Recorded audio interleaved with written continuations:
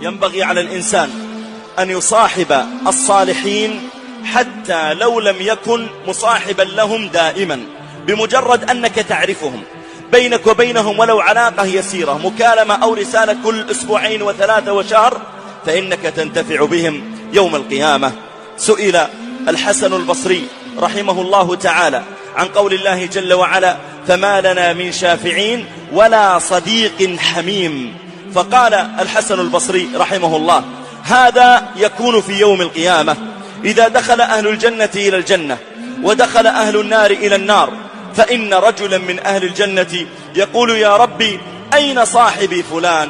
أين صديقي فلان؟ لا أراه معنا في الجنة. فيقال: هو في النار. فيقول هذا المؤمن: يا ربي يا ربي لا تكتمل لذتي بالجنة إلا بوجود صديقي فلان معي.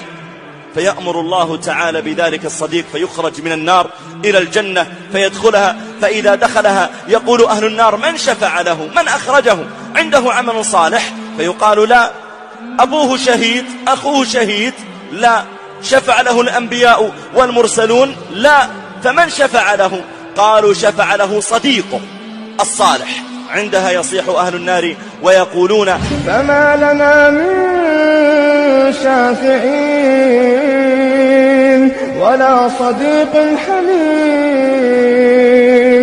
فما لنا من شافعين ولا صديق حميم. فلو أن لنا كرة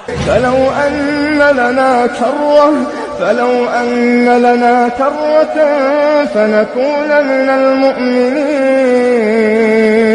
يا ليتنا نرجع للدنيا على الأقل نتعرف